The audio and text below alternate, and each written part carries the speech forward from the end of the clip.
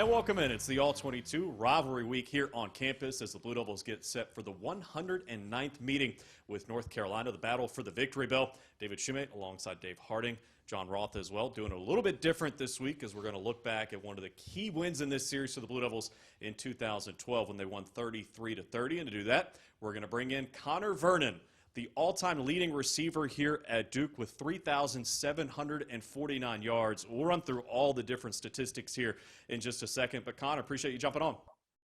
No, thank you guys for having me. It's going to be fun. Dave, is this special for you? I mean, this is like a reunion. It is. It's fun. Last time I saw Connor was around a Duke football game. He comes up, tries to do his best to support, but one of my favorites. I don't know if he says the same thing, though. Oh, well. Well, you're saying I'm one of your favorite players. Yeah, and people overall. Yeah, and I don't know. Feelings certainly mutual, definitely. Oh, I'm glad. Other than the time you almost ended my career against Georgia Tech, but other than that, we'll forget. Other than that, feelings mutual. You know, I've also told the story about, I think it was against Virginia. You had a touchdown catch, and for some reason took your helmet off. I think you were trying to show off your hair or your face, either one. And I headbutted you out of pure excitement as we walked back to the sideline. So that was another one where I, didn't understand how you managed to do that, but it worked out. I was just still able to stay in that game, so it worked I was out. trying to break your nose and kind of even the playing field. Exactly. So it's good to get confirmation of this story that we've heard so many times from Dave about the Virginia game. So thanks for confirming that for everybody. That definitely happened. He definitely came. He did come with an excitement, and obviously you guys know Dave's got quite the cranium on him, and he definitely used that thing as a battering ram that time. Well, I'm glad, you love me in spite of so many things. These guys work with me in spite of so many things. So it's great. We're off and running. Now, we're not going to let it go. What is the Georgia Tech story for those that haven't heard it? So there's actually a photo that if you guys maybe want to do post a photo or something, I'll send it to Dave. But I had caught like a tunnel screen or something, and obviously Dave was one of the pulling guards in that situation. Completely whiffed his responsibility, and like the photo looks like him. He is like face down into the ground, and I'm falling over the top of him as almost if he just like took my knee out. It's pretty funny. I was testing your athleticism. A better athlete would have cleared it easily, and instead you fell. You lost the test. Yeah, that was almost. It was definitely he made the tackle for sure. That's for sure. The one time I made the stats was exactly. Tackle. His one career tackle was on me. Thank you. Well, our crack research staff can find picture. Maybe we'll find it. I sent it to him for sure. I definitely have a photo of it. I'm surprised, actually, we just played Georgia Tech. Normally I get it. It's an annual kind of tradition for Connor to send and troll me, but I will stand by the fact that it's a photoshopped picture, okay? It's photoshopped. All right, well, before we get into the rivalry and talking about that game, 10-year anniversary, hard to believe it's been 10 years since that 2012 win. I'm going to roll through some of the career numbers, just a handful. Connor, you stop me when you've heard enough, when you feel good enough. I've heard enough. Tied for first in pass receptions in a career, 283 with Jamison Crowder. First in pass receptions per game over the course of his career, 5.9. 1,074 receiving yards in 2012, tied for fifth all-time with Crowder. Also had 1,074, who also had 1,074 in 2012. We told you about receiving yards for career. First with a reception in 48 career games. First with 47 games with 2 or more reception in his career. Tied for first with 34 games with 5 or more receptions in his career. First with 6 games with 10-plus reception in his career. 50-plus receptions all 4 years of your career, the only Blue Devil to do so. How integral was the left guard and all of that success that you had? Thank God Dave and I came in the same year, because if not, those numbers would not be the same. That's for sure. That is for sure. You wouldn't be tied for first. You would be first. No, I'm kidding. The better question is, how many times have you gone back to watch everything to make sure there wasn't a missed reception somewhere by the stat crew to get you that first ranking? You would have to ask my dad that question. That was something he probably did. I know because every year I would have to go, or not every year, every Monday I would go into the media room and get a game copy. Always, like we'd always get game copies of the game, and I'd always send those home. And yeah, he still watches those to this day. So I would have to go ask him that question. Oh, I guess more importantly, I mean, Jamison Crowder shares a lot of those firsts with you when you're tied. What's your relationship like with Jamison? He somehow was able to also overcome a really bad left guard at times during his career. So, the two of the most prolific receivers in Duke history and ACC history. Obviously, when we talk about the 10-year reunion or anniversary of this game, first of all, we're old. Second of all, both of you guys come to mind in being big-time playmakers. You stay in touch with Jamison. Is there any kind of rivalry now when you see him looking back of, could have had you there, or he could have had you at some point? No, I mean, I was a big fan of Jameson's when the 2 years I got to play with him, obviously, and then to see his career continue not only at Duke but also in the NFL, like I couldn't be happier for him. It was the one thing I will say about, like, as far as, like, if we want to go with the rivalry, if we want to nitpick, if you look at the discrepancies of, like, the numbers based on, like, my 4 years there and kind of how much we spread the ball around. Because if you look at, like, Donovan caught 50 plus balls a year. I even think Cooper Helfit 1 year caught 40 plus balls. Austin Kelly was catching 50 plus balls. Desmond Scott, our senior year, caught. I think we were the only team, me, Jamison, and Desmond. I think we were the only team in the country in 2012 to have three guys over 60 balls, something like that, or it was something along those lines. And when I had left, I think that was when Jameson caught 100 and something balls that year, and then the next guy was like 35 or 40 or whatever it was. So that would be that. If we nitpicked anything, that would be the only thing. I would say our 4 years, we probably spread the ball around a little more, or at least when I was as a receiver. But no, like I said, I mean, he's still playing on Sundays. Like he's the man, and we actually had a good relationship too, because he wore 3, I was number 2. We were right next to each other in the locker room, so we definitely talked all the time, and certainly motivated each other to kind of be the best version of ourselves, absolutely, on the field. I'd like to throw out a number that David didn't go over, and that's, today when we look at the stats after a game, they almost always now list the targets and then the number of catches. And I know they weren't really doing that in the stats back when you played, but I think if they were, it would have been almost 100%, because I don't remember you ever dropping a ball. Like, for 4 years, the one thing that I remember about you more than anything else was the hands you had. There were hardly ever any drops. So you were close to 100% on targets versus catches. Just talk a little bit about that aspect of your game, and that, you took advantage about every target you had. Yeah, and that's that's certainly the most important job. As the receivers, obviously, first things first, catch it. You could always, you can't score with it unless you catch it, stuff like that, or you can't get a first down unless you catch it first.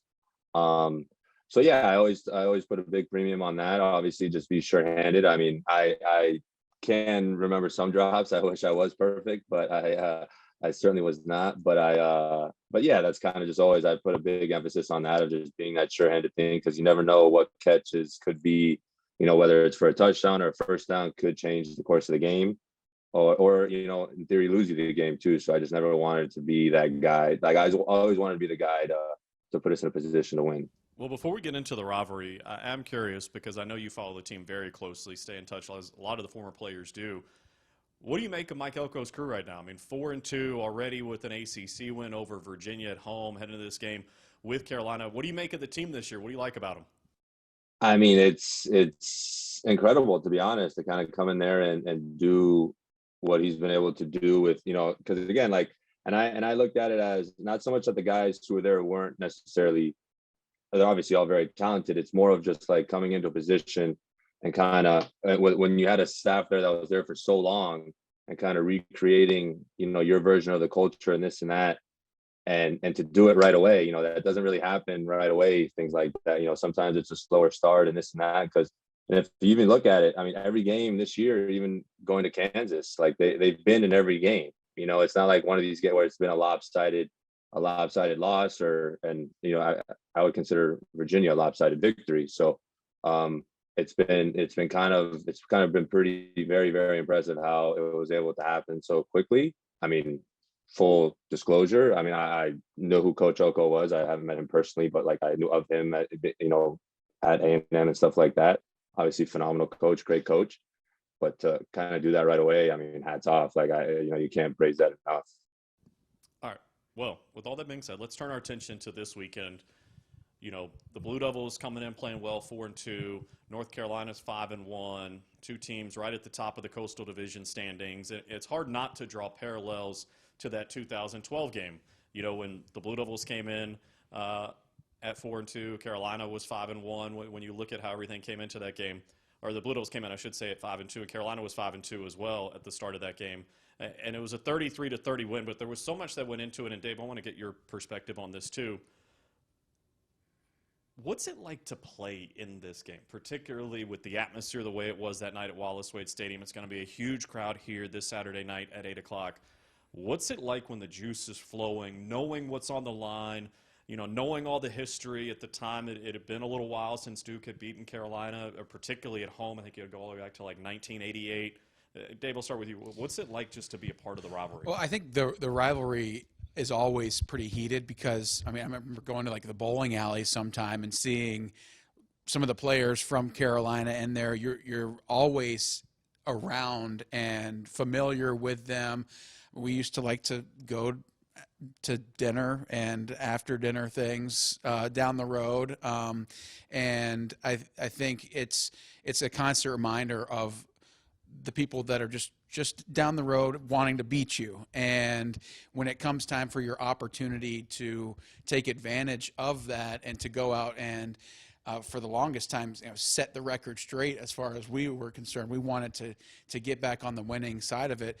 It heightens your senses, it heightens your emotions. You're a little bit more excited about it. And in particular, I think that 2012 game, the fans really showed up well. Is something that I remember. And you've got something to play for oftentimes in this rivalry. 2013 was a Coastal Division. You've always got the victory bell. 2012 in particular was getting to that bowl eligibility thing. So there's always seems like there's something a little bit more than just pride on the line. And that's the case for this game for the Blue Devils, working their way to that number 6, obviously still very much in it in the Coastal Division. Connor, I'm curious what comes to mind when you think of the rivalry. Yeah, you kind of hit it on the head there. I mean, I certainly, obviously, being, 6-7 miles away, certainly, adds fuel to that fire. Obviously the historic tradition of basketball that, that was really where it started, and now it's spilled over into football for sure, because for so long, it wasn't really a rivalry in football. One side was winning the whole time. And that 2012 team certainly kind of jump started the swing, I guess, if you would, and how, it became more of a rivalry where, like you said, 13, they won. I think we beat them 3 years in a row, right? 13 we won, and I think they won again in 14. They won in 14, but then we got them 3 years in a row just soon after that. But back to back when it had been 8 years or 8 years since the previous win. Yeah. So early 2000s, I think. So yeah, and then, but to your point, honestly, the biggest takeaway from that game, to be honest, was the crowd that night. Because, and Dave, correct me if I'm wrong here, but I think because we played them on a Thursday night too. I think it was a Thursday night game. Did I just make that up? I think that was a Saturday night. Okay, well, Saturday. All right, then but I do remember the crowd 100%. Like, it felt like the first time. Aside in 2010 when we played Alabama, but that was mostly Alabama fans. So that was the first time it felt like Wallace Wade was, sold out to capacity type of thing in that environment, and that's what really felt like real college football in Wallace Wade that night for sure, just based on the environment, the obviously being a night game, and then what was at stake. To Dave's point, obviously the victory bubble. We were one. We started off 5-1. And then I think we lost to Virginia Tech. That made it 5-2 that year. And then so we were still on that cusp of finally getting over to finally be bowl eligible. And then obviously just to do it against them was the cherry on top. All right, let's take us through the game, because there were layers to it, right? We'll talk about the final drive coming up and the way Duke controlled the game to a large extent, but there was also a chance for a little bit of history that night going in. And as I'm sure you're aware, we talked about the career receiving record. you passed Clarkston and Hines. You got it done in the first quarter. And I know it's not about individual statistics, but I'm sure you were certainly aware that that was possible in the game against Carolina. How much was it a good thing that you're able to get that out of the way early in the game and kind of put that behind you, if that makes sense? Yeah, to be honest with you, and I wasn't really made aware of it. That I always tried to like. I mean, I'm not gonna be like totally honest. Like I always knew it was always thoughts in the back of my head. Like I was constantly reminded, but I never always try to put an emphasis on that. To be honest, the only time I remember that I actually had said something was like when it came to the records was at FIU that year in 2012. I think I was we were already blowing them out, and I was like one catch away from the Duke receptions record. And I went to Coach Middleton at the time and said, hey, kind of I'm one catch away, can you get in Cut's here? Because I wasn't going to go to Coach Cut and say it. And so like literally the next offensive drive, I went in there for one play, caught it, came out, and that was kind of the only thing. But that night for the Clarkson Hines, to be honest with you, I wasn't really fully aware of it till after the fact, because I can't remember. They might have, I could be wrong, but I don't even know if they had said something during the game, like after it had happened or anything. I know they had said something against Virginia when I got the ACC record. But that night, it was kind of just, headlights were in one direction, kind of the visor was on, and it was just focusing on one thing. But yeah, I mean, I was reminded of it or told of it certainly after the game. That tackle eligible stuff. Apparently, you can go to the position coach and ask for a specific play. You said you couldn't do that. No, you can. I just got laughed off the sideline, banned from the Yo football complex. So that was the one thing, because that was that FIU night, because we were playing Wake the next week, and I was like, why don't we just wait for next week? And like coach wanted to do it in front of the home crowd type of thing. So that's why. And it was literally one play I was in and out, and that was it. And it was like a screen, and I don't even think I gained a yard. Well, fast forward a little bit in that game. I don't know if I mean, obviously a lot happened, but the thing that sticks out to me is Carolina has got the ball. They're running down the field. There's a fumble toward the end of the game. Ross Cockrell, our good friend, almost jumps on it, but instead Giovanni Bernard for North Carolina comes up and scoops it and runs into the end zone. And just the sense of, like, if it's going to go bad, it went as bad as it could, comes across the whole sideline. Curious to get your thoughts or what you remember from that, and then more importantly, the reaction kind of in that offensive huddle as we take the field with just over 3 minutes to go, knowing that we've got to go down and score a touchdown. Yeah, it's funny. It's funny you say that, because that to me, honestly, was the turning point or that game in perspective was a turning point of the program, in my opinion, in my eyes, because always, and this, like Duke football in a nutshell, like in our 3 years leading up to that, was always kind of like that moment, the UNC game, always like we're there, and then we find like we never found a way to win. That was always our thing. We never found a way to win. Because I remember in 2010, like, yeah, we went 3-9, but I want to say, I'm sure I'll get stat checked on this, but I want to say like 7 of the 9 losses we lost by less than 10 points or 7 points, like with chances to win, and we just couldn't close. And that was always we could always never get over that hump. So when that happened, and yeah, we were dominating that game all day. If you think about all night, we were dominating. We were moving the ball back and forth. Our defense was playing great. We were unfortunately settling for too many field goals in the red zone early, where if we were able to score even, let's just say, 2 touchdowns out of the 4 times we were there or whatever it would have been better position. But yeah, and like, so when I saw that play happen, to be honest, it was kind of just like, man, like, here we go again type of thing. Like this is our way of just like letting this game go, kind of like handing it to the other team. But being able to come back in the next drive, that wasn't even the next drive. Was it the next drive? Oh, it was the next drive. Okay. Yeah, but to come back in the next drive and to go down and score, like that to me was okay. Like, we just found a way to win here. Let's dig in on that final drive. 14 plays, 87 yards.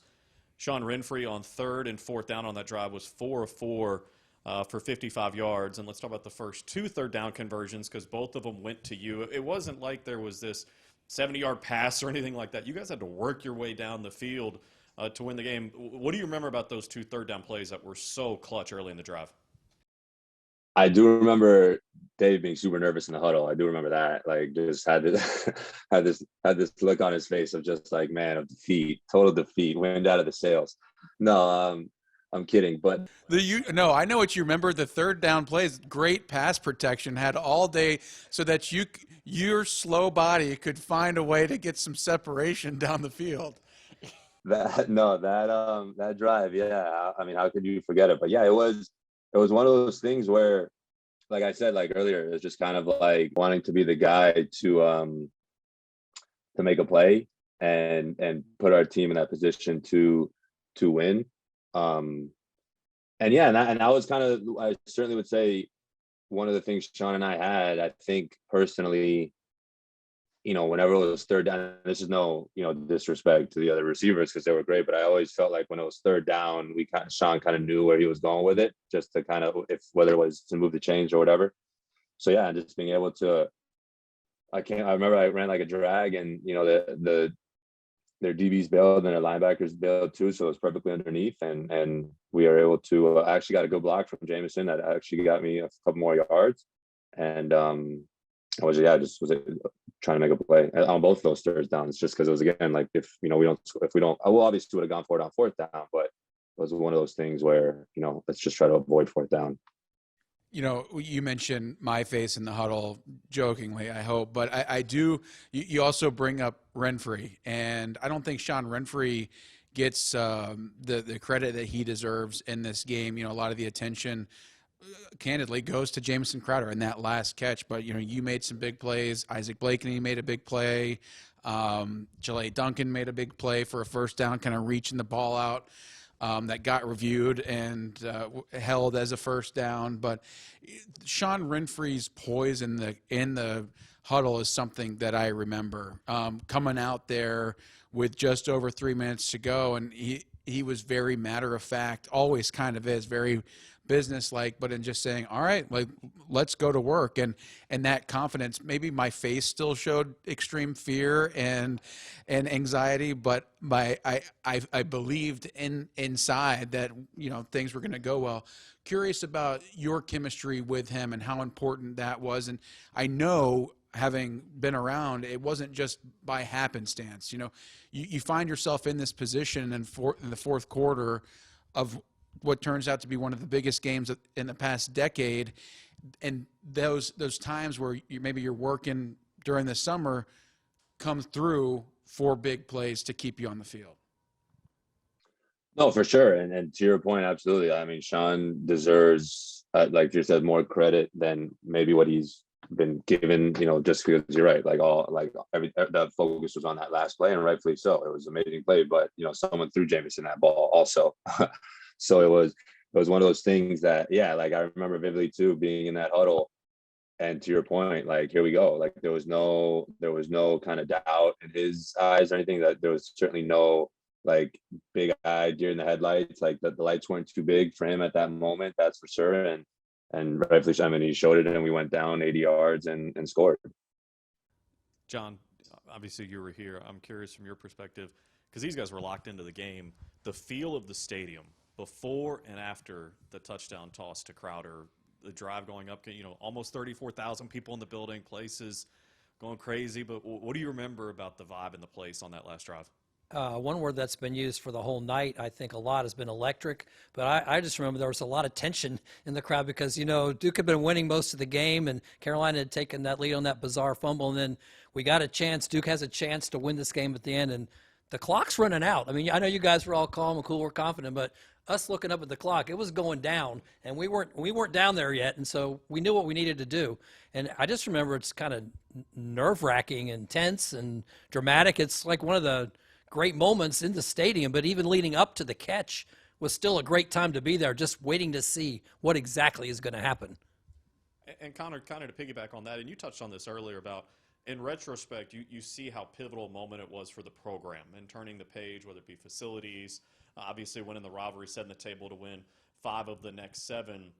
as a player, and Dave, you can chime in on this too. I'm curious. Did you feel in the moment the weight of history come off with that touchdown, and then obviously the 33-30 win? How significant it was not just for that team, but for the program as a whole? Yeah, I mean, just the way. I mean, that was certainly the first time they rushed. Yeah, I mean, to see the fans come over the gate there, over the sides, to finally get the bell.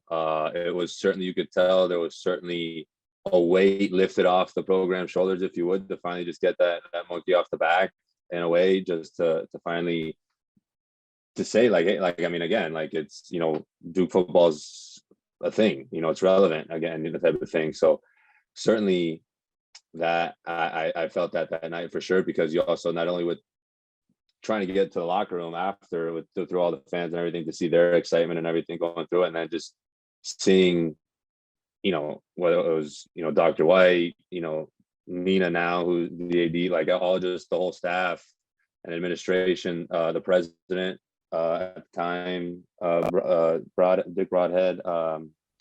So yeah, like kind of seeing that night, it was certainly something that you felt at that moment in time, like, oh man, like this is, you know, we just did something here.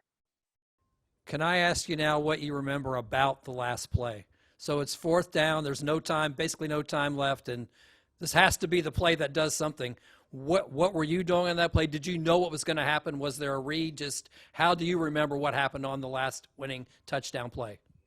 So I know we were 5 wide, and the plan was, I think the play, I don't know, I'm sure it's changed over time, but I believe the play was called like Chase X something, and I was playing the X, and it was man. So what I had was basically almost like a fade, just try to get a one-on-one fade over there, and then there was 2 ends coming in behind me on the other side. Like Jameson had one, and it was Desmond had like another one, just basically in routes on over the goal line essentially.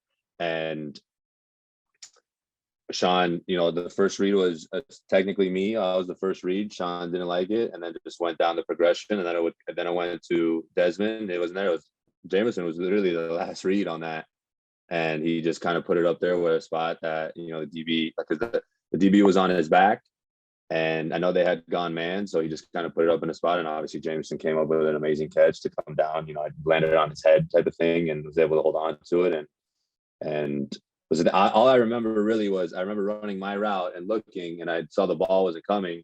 So at that point, I'm like, all right. So I just turned, and then, you know, I saw the hands go up, and then I ran over the hand type of thing, and it was just chaos after that. It was mayhem after that, but we did try to go just one-on-one all across the board, and whoever had the best matchup, and that's what Sean found the best matchup.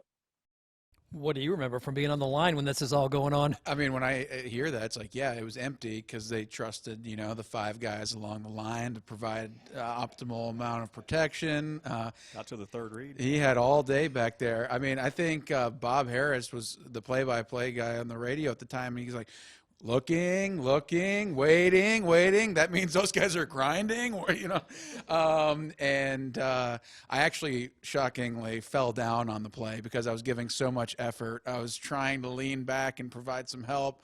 And as I'm getting up off a knee, I see him go up and catch it and land on his head. I mean, the way he was able to, not just catch the ball, but hold on to the ball through the contact, basically falling upside down, was so impressive.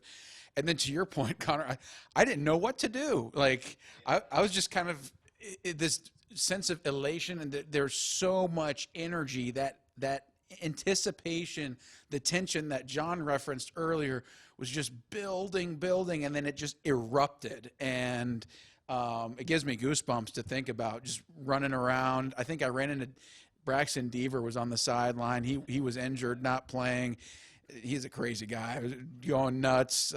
It was good. So I may have used this battering ram to celebrate with other people too. Yeah, it was just a mix of chaos and relief.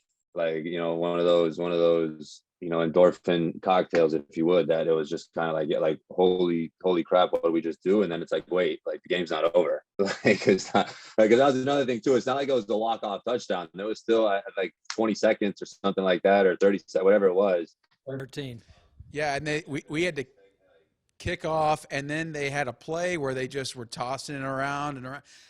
So it was kind of one of those things like, man, holy crap, what do we just do? But it's not over yet. So like, let's not jump the gun here. And then so finally, yeah, because that was me too. Like I didn't. I'll be honest. Like I didn't because again, like I've seen this movie before. Like I was like I just didn't want to. I don't get me wrong. I ran up to Jameson, celebrated, let's go type of thing. But at that point, I was like, all right, like hold on, guys, like we're not out of the woods yet. And yeah, luckily we had a good kickoff there. Pinned them pretty deep. It was a good kickoff, and our defense was able to hold up on the lateral stuff, and not get us in trouble on that. But Connor, as we wrap this up, obviously you had a great career, all joking aside, historic, and started off hot as a freshman, all the way through your 4 years, culminating in that North Carolina victory, talking about how electric it was. If you could give advice to anybody on this current team heading into this game, on the 10-year anniversary of what we've just been discussing, as someone who was on the bad side of this rivalry and then on the good side, the highest of highs, what would you get? What kind of tidbit or nugget or piece of advice would you give to this crew? just enjoy it, honestly. Like because they're gonna wake up tomorrow and it's gonna be all like their 4 years is gonna be done. Like it goes really fast. Just enjoy it. Like don't get caught up in the rivalry. It's per se. Like yeah, obviously it's a big deal. It's big for Duke. It's big for Carolina. But at the end of the day, it's still just a game. You're still 60 minutes, just like any other game. And it's sure it has a little more to it. Like I won't pretend it doesn't, but like I said, also at the end of the day, it's still just another game. It's still just another win or loss on the record, and just enjoy it because again, we're talking about this game 10 years ago, like 10 years later. It doesn't feel like 10 years to be honest, but it goes fast. So just kind of sit there and just really enjoy it and don't get too caught up in the hype, to be honest. I would say. You look like Benjamin Button, but meanwhile, I'm like 20 years older. It looks like this is not fair at all. I just want to push back on this real quick and like treat it like every other game. Like you had a way though of making plays in these critical moments that it's not just any other play, right? Like we're talking about these third down conversions, like in the most tense moment possible. How did you as a player execute at such a high level in some of those gotta have it scenarios? I mean, I know it sounds cliche, but it was really one of those things where it's just another, like we've run this route, we've ran this play, whether in practice or in a game 100 times. Like it's just the same, regardless of what the down distance is or who we're playing or the time on the clock, what's the score is. It's still the same route. I still got to catch the ball. So regardless of who it is now, yeah, like I won't be that naive to say that certain games didn't mean more than others, or certain, what I mean, like certain catches felt better than others, or I like there was bigger plays made. But that's reality, because if you start getting caught up, and this is me personally speaking, like if I started getting caught up in everything else, like it was going to take away the focus from doing my job, and my job was to catch the ball, and my job was to just put us in the best position to win or score. And I learned that. I mean, I came with maturity as a receiver at the position, because I know I remember my freshman and sophomore years, I certainly got too caught up in kind of the extracurriculars, if you would, that go on the field, and just the talking back and forth, and to be honest, a lot of defenses, use that in their favor, just to kind of get under your skin and do these things to get you out of your funk and get you out of your concentration. And that's when you start dropping balls. That's when you start, whether it's a holding penalty or, blocking, like you just, frustration kind of sets in, and it kind of takes you away from, takes you out of your game. And so certainly I got better with that over the years. So definitely by my senior year, that was just, just the next play. Like, here we go, just another play, just another play, just another play. And I certainly think that was the case in 2012 for sure. how you end up with 6 catches for 124 against your rival in a 33-30 win. Connor, any parting shot for Dave before we let you go? Yeah, well, good luck. You got a big job coming up. So good luck with that. And I wish you, obviously, you and Taylor the best, and you're gonna be a great dad, my man. So I'm happy for you. Wow, he went real sentimental on us. Thank you. Yeah, we're expecting a child.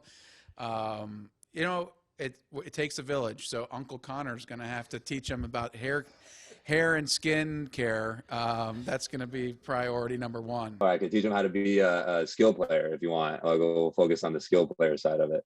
Oh yeah, big skill is what we call ourselves. So I mean, it's skill of one way or another. It's a matter of if he's vain enough to want stats. We'll see. But You know what I mean? If he's trying to, I guess, be the head of the media guide, or just wants to be another guy.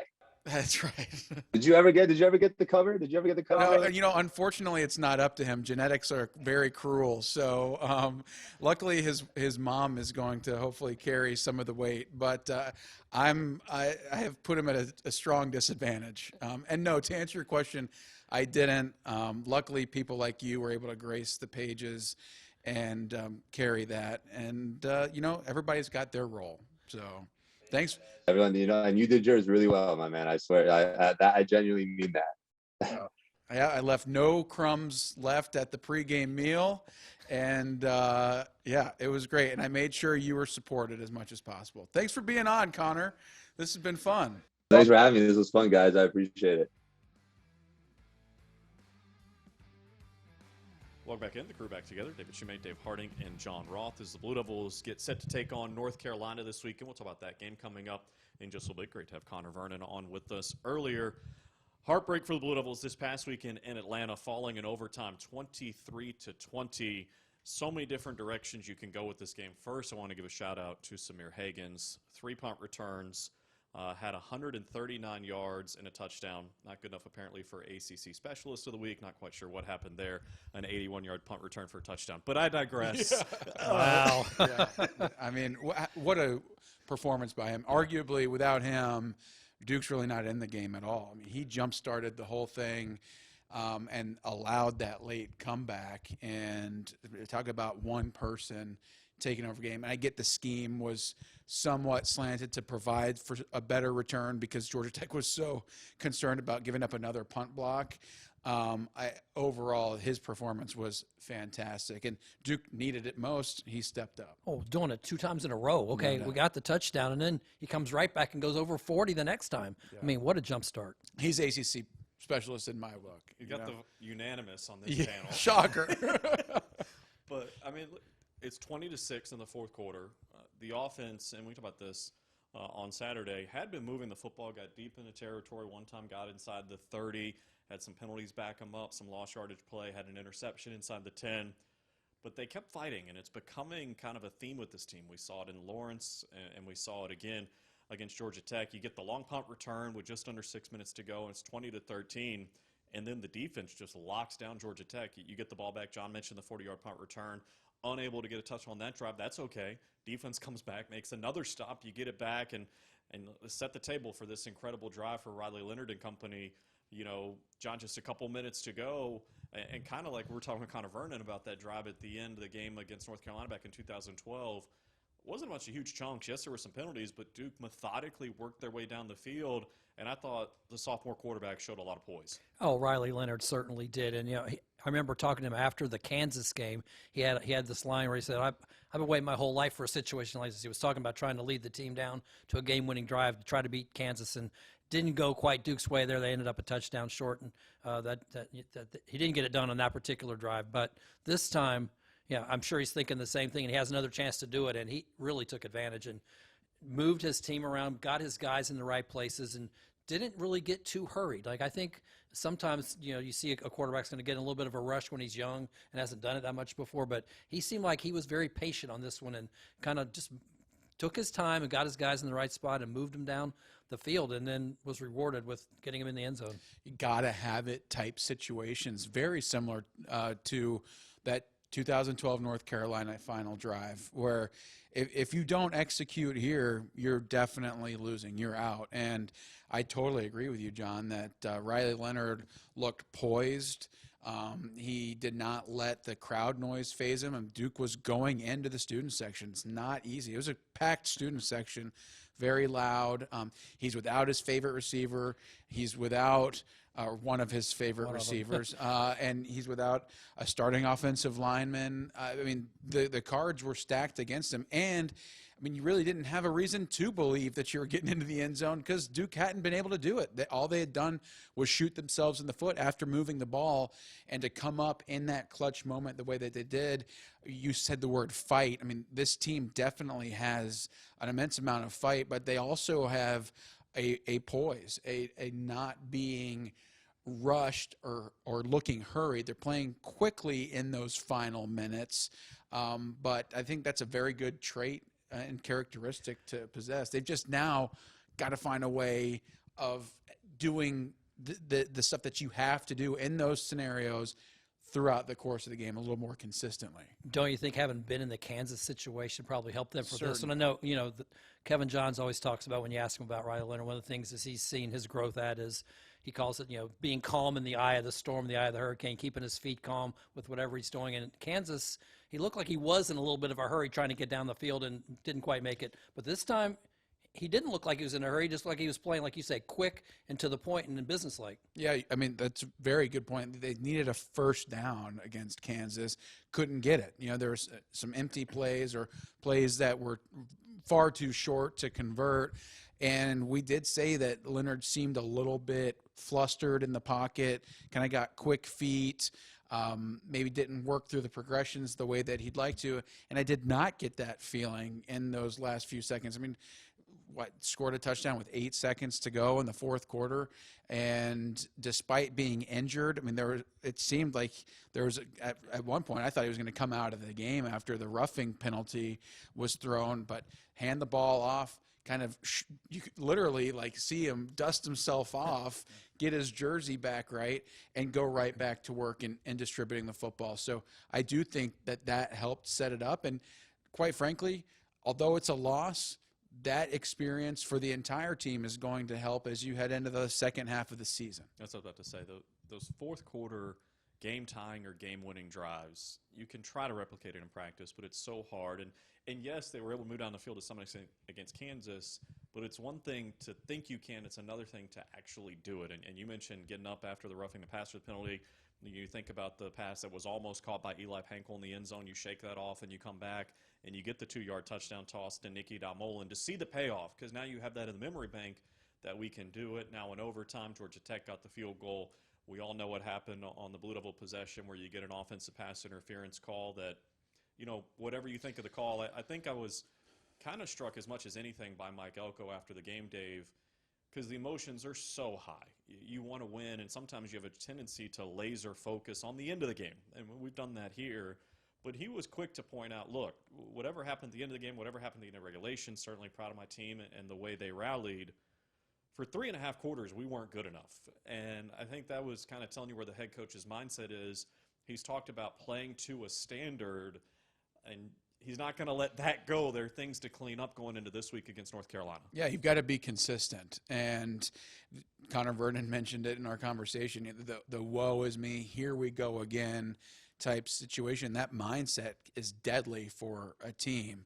And if you're an offense that's moving the ball down the field, something happens, whether it's a penalty or a mistake that gets you out of scoring position, and you do it again and again, you've got to battle that and find a way to get to the right side and fix those problems during the course of a game.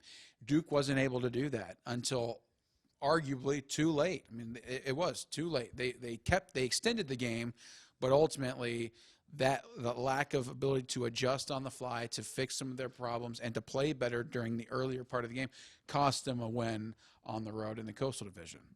All right, let's talk about this weekend. 109th meeting between Duke and Carolina. The Blue Devils come in, as we said, at 4-2, 1-1 in the ACC. North Carolina's 5-1. They're the only team in the ACC Coastal that doesn't have a league loss. They're at 2-0, so the Blue Devils can bring them back into the fray with the win this weekend. North Carolina is a very interesting team when you look at them. Drake May is obviously very good. The passing numbers are gaudy.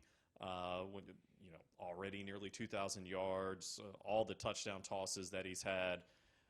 21, leads the ACC. He's obviously got a really good receiver in downs. When you guys look at this offense, and John, I'll start with you, what makes them such a problem no one's been able to solve so far?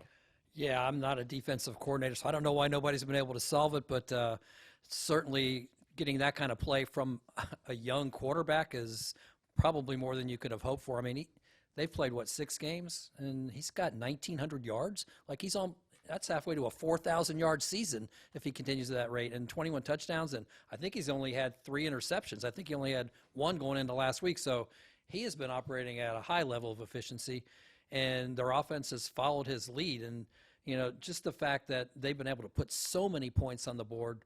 And now, granted, they got a lot of those the first couple of weeks. They had a 50-plus game against Florida A&M, and they had a 60-plus game in overtime against Appalachian. So that's well over 100 points the first 2 weeks. But they've still been able to put points on the board against just about everybody. They had a good showing against Notre Dame scoring. Obviously, Virginia Tech, they got over 40 there. So they're going to put points on the board, and it's just really going to be a challenge for the Duke defense. I'm sure it is, but I think the Duke defense has shown, particularly to me in the fourth quarter last week, that they could be up for this kind of challenge. If they can play that kind of ball, like you said, that we're consistent, if they can do that through most of the game, that's going to help keep Duke in the game.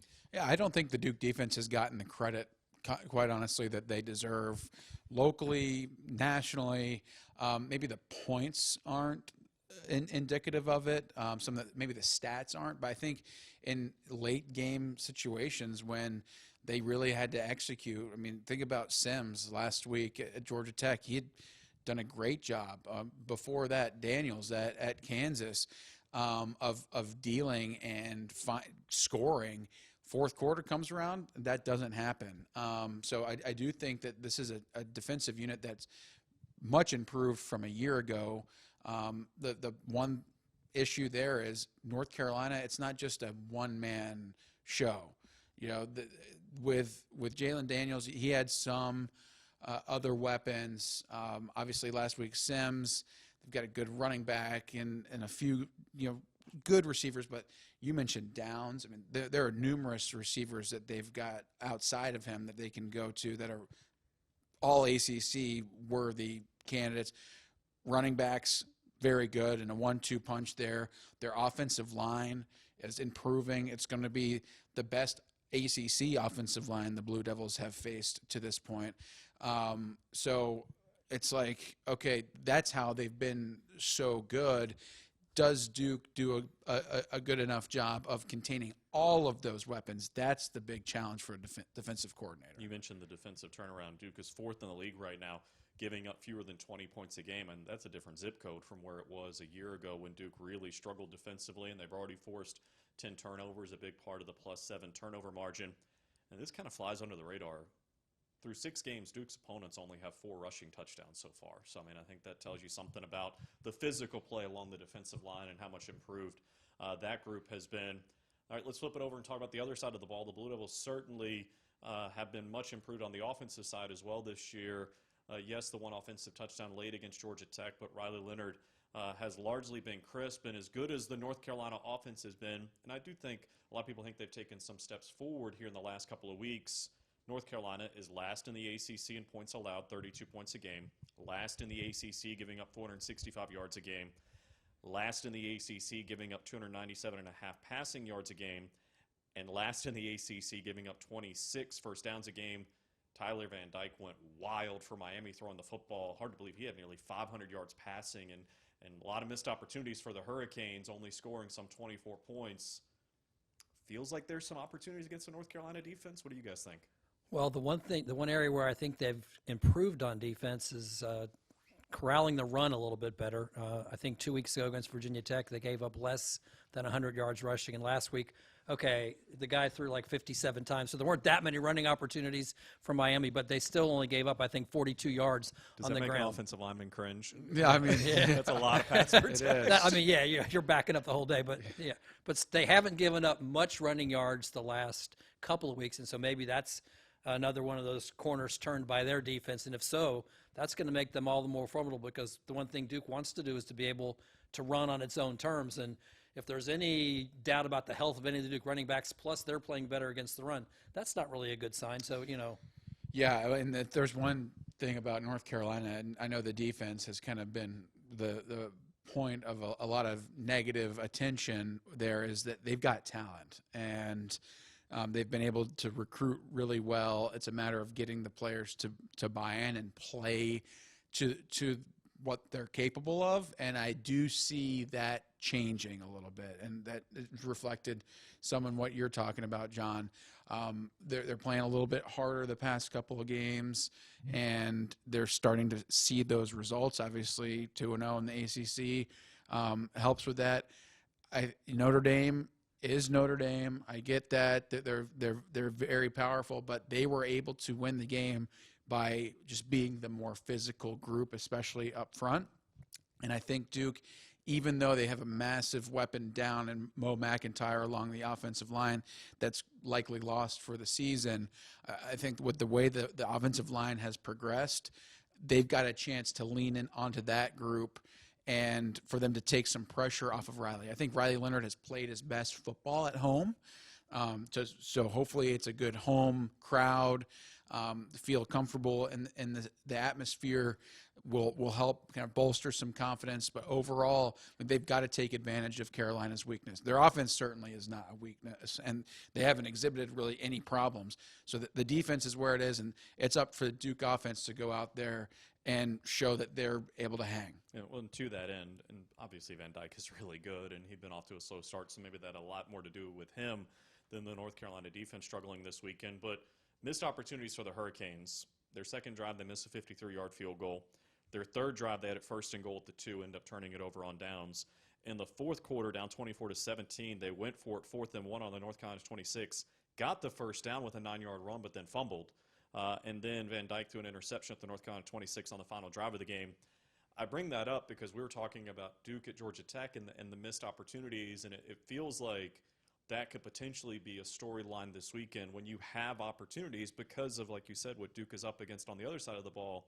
You have to capitalize. You have to. And I think it's a good thing that Duke is coming off of a game where they had missed opportunities, because that's going to be the focus during the week. And sometimes in a rivalry game, you can get lost in the hype. You get so focused on wanting to go play hard and play physically that the emphasis on playing clean football, on finishing drives, being sound and focused in the red zone gets lost. And I mean, that is the number one thing the Duke offense has to clean up. Other than getting healthy and getting some of the weapons back into the mix, which it seems like is going to be happening. I mean, Mike Elko said in his press conference, he feels like a lot of those guys that were absent against Georgia Tech will be back in the lineup. It's got to be reducing the number of penalties, the number of empty plays when you're in scoring position. And if Duke is able to do that, they must be able to do that if they're going to have success and win the game and get the victory bell back to Durham. It just seemed like in the Georgia Tech game, watching it, that Duke spent most of the game in the Georgia Tech half of the field offensively. I mean, almost every drive you're calling the game, they're across midfield, they're down to the 35, they're down to the 30, and then couldn't quite finish. I mean, a couple of field goals. That's all they had to show for it going into the fourth quarter was 6 points after having spent the day in the Georgia Tech side of the field. So obviously an interception was one of the key, the only turnover, but one of the key things that stopped one of those drives and caused a missed opportunity. But there were several of those, and so that's got to be something that changes to beat a team like Carolina, because you got to score. You got to score against Carolina to stay in the game with Carolina. And as we start to wrap this up, I really do understand. I think it's very important. I think everyone's right that you have to be poised, not get caught up in it. But, Dave, we packed house on Saturday night. I think there's less than 1,000 tickets available. You got to get one if you want to be in the building. 8 o'clock kick. The players love that. These are the games they dream of growing up playing in. A rivalry game at home. That extra juice. What is that like to be in a game like that? It is what college football is supposed to be. It's what you work so hard to get. There is no way to explain the feeling that you get when you run out of that tunnel and it's full. And I mean, you get some of that when you're on the road, when you go to Blacksburg and everybody's cheering against you. It's cool, but to have everyone in your home stadium and to feel that electricity, it's so special. It's an emotional thing, and it's just the way it should be. And so, 1,000 tickets available. I mean, Duke fans owe it to this program, to the team, to the coach to show up and to be loud, be there early. Get there for warm-ups, and if you do that, you can have an impact in the game and the outcome. I truly believe that. And get loud on third downs when the other team has the ball. It can't be talked about enough than how important that element of the game is. The weather is supposed to be ideal. Temperatures probably in the upper 60s by the time we kick it off. Should be a great night for football. Duke and Carolina for the 109th time. Can't wait to see it. The battle for the victory bell. The Bulls trying to get it back for the first time since 2018. Fellas, appreciate it. Thank you. Always enjoy it. That was great. See you this weekend.